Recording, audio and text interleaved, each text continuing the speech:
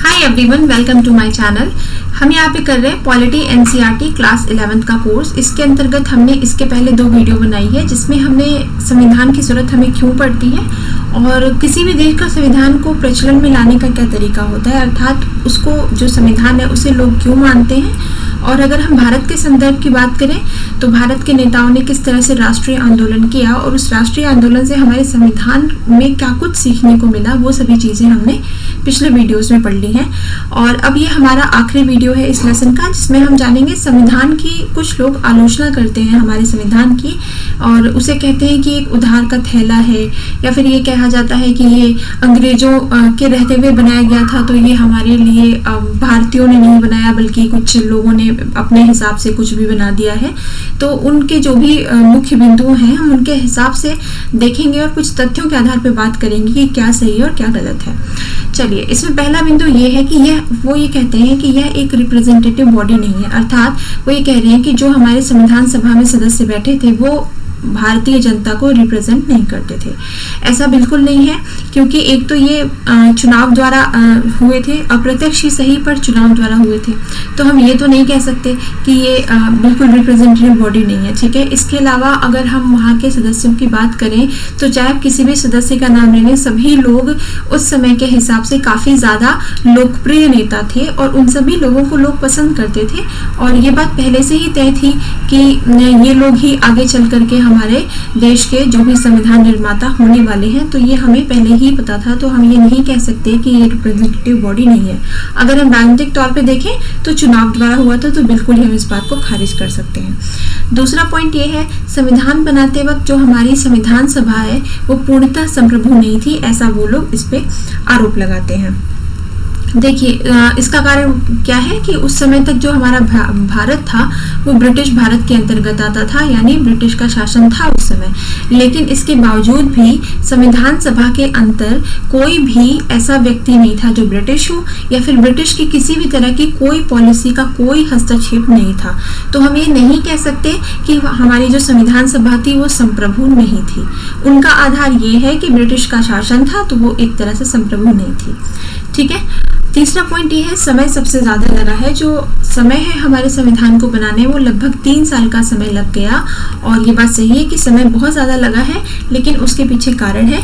पहली बात ये है कि भारत की विशालता, इतना विशाल भारत है, बड़े से भारत के लिए बनाना था और इतनी सारी जनसंख्या थी।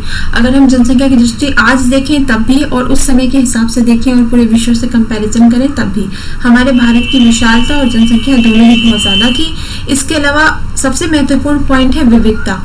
मतलब ये है कि संस्कृति जो है, अलग अलग संस्कृति के लोग भारत में रहते हैं, तब भी रहते थे। तो अगर इतनी सारी संस्कृति है, इतने समुदाय के लोग रहते हैं, सभी की परंपराएं अलग अलग हैं, सबकी भाषाएं अलग है, तो सभी चीज़ों के बारे में ख्याल रखते हुए हर इंसान, हर एक समुदाय के लिए अगर हमें एक जैसा संविधान बनाना है तो इतना समय लगना बहुत ही आम बात थी। और वैसे भी 60 देशों के संविधान को पढ़ने के बाद हमारे संविधान निर्माताओं ने हमारे संविधान का निर्माण किया था, तो इतना समय तो लगना ही था। अगला पॉइंट वो ये कहते हैं कि एक दल के लोगों की अधिकता थी। इसका मतलब ये हुआ कि वो कहते थे कि कांग्रेस डोमिनेटेड थी। ये बात सही है कि कांग्रेस के जो सदस्य थे वो सबसे ज़्यादा थे संविधान सभा में, लेकिन उसके बावजूद भी अगर हम आज की तुलना में देखें, जो हमारी राजनीतिक पार्टी होती है उसमें क्या होता है, उसमें सभी लोग जो होते हैं, जितने भी लोग होते हैं राजनीतिक दल में, उनकी जो विचारधारा होती है ना वो एक ही होती है। सभी राजनीतिक विचारधारा के हिसाब से ही वो काम करते हैं और एक दल की विचारधारा लगभग एक ही होती है। लेकिन अगर हम बात करें उस समय के कांग्रेस की, तो आज के समय की कांग्रेस की जैसी नहीं थी, या फिर आज के समय का कोई भी राजनीतिक दल से हम उसकी तुलना नहीं कर सकते। इसका कारण ये है कि उस समय ये एक तो स्वतंत्रता के लिए लड़ने वाली पार्टी थी। आगे चल के ये पार्टी अलग तरह से बनकर हमारे सामने आई, लेकिन उस समय स्वतंत्रता के लिए जिसको भी लड़ना होता था या स्वतंत्रता की लड़ाई में संघर्ष करना होता था, वो कांग्रेस में शामिल होकर के ही करता था। तो इसमें बहुत तरह की विचारधारा के लोग आ गए थे इसी कारण से। जैसे कि गांधीवादी विचारधारा के लोग इसी में थे, मार्क्सवाद के विचारधारा के लोग इसी में थे, अगर हम स्वतंत्रता की उसमें देखे जाए तो गर्म दल और नरम दल दोनों ही विचारों के लोग इसके अंतर्गत आते थे।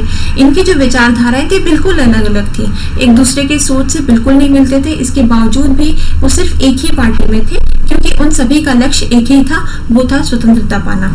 तो ये बात भी हम इसको खारिज कर सकते हैं इस तथ्य के आधार पर। अगला पॉइंट में वो कहते हैं कि हिंदुओं की सभा थी।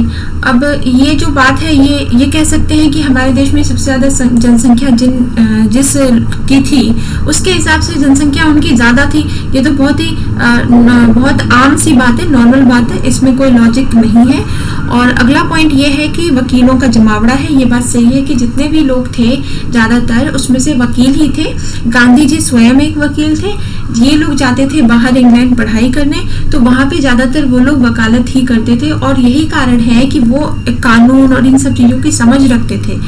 और इसी वजह से ये लोग अपने देश में आने के बाद लड़ाई हमारी स्वतंत्रता संघर्ष में शामिल हो सके। तो ये सही बात है कि वकीलों का जमावड़ा था, और यही कारण है कि हमारे जो संविधान है उसकी भाषा थोड़ी सी जटिल आपको दिखाई पड़ेगी। तो ठीक है गाइस, इस संविधान की आलोचना का आप जो भी आलोचना होती है उनको इन कुछ तथ्यों के आधार पर खारिज कर सकते हैं। अब जैसे मैंने आपको बताया कि 60 देशों के संविधान को हमारे संविधान निर्माताओं ने पहले देखा था, उसके बाद हमारे संविधान का इन्हीं के आधार पर अलग अलग तरह से जो भी हमें ठीक लगा, जो हमें ऐसा लगा कि हमारे देश के लिए सही है और हमें लेना चाहिए, हमने ले लिया। ठीक है, जो हमारे मूल्यों के साथ मैच खाता हो, सिर्फ उसे ही। तो वो क्या क्या से पॉइंट थे वो देख लेते हैं हम। देखिए, सबसे पहले हमने जो ब्रिटेन है, वो ब्रिटेन का तो शासन ही था, तो वहां से हमने क्या क्या लिया। भारत शासन अधिनियम 1935, आपको पता होगा ये बहुत ही इंपॉर्टेंट एक्ट है। ये 1935 में आया था, और इसके आधार पे ही हमारे जो भारत की शासन की नींव है वो रखी गई, और काफी हद तक इससे हमने बहुत कुछ लिया है। ठीक है, दूसरा हमने लिया संसदीय प्रणाली ब्रिटेन की, और तीसरा हमने लिया विधि का शासन। विधि का शासन का मतलब है कि कानून के समक्ष हर व्यक्ति समान है, चाहे वो राष्ट्रपति हो या कोई एक गरीब किसान हो, हर व्यक्ति समान है। और अगर हम यूएसए की बात करें तो हमने यहाँ से लिया है मौलिक अधिकार, न्यायपालिका की स्वतंत्रता, और न्यायालय को जो न्यायिक पुनरावलोकन करने का अधिकार है वो। इसके अलावा राष्ट्रपति पर जो महाभियोग लगाया जाता है, इसकी जो व्यवस्था है, ये भी हमने अमेरिका से लिया है। अब हम बात करते हैं आयरलैंड की। आयरलैंड से हमने लिया है राज्य की नीति निर्देशक सिद्धांत और राष्ट्रपति की निर्वाचन पद्धति। ये दोनों चीजें हमने आयरलैंड से लिया है। कनाडा से हमने हमारी संघीय व्यवस्था लिया है, और ऑस्ट्रेलिया से हमने समवर्ती सूची लिया है, और हमने सोवियत संघ से लिया है मूल कर्तव्य। सोवियत संघ मतलब यूएसएसआर की बात हो रही है, रूस की नहीं। ये हम जो पहले रूस था यूएसएसआर, उसकी बात हो रही है, वहां से हमने मूल कर्तव्य लिया है।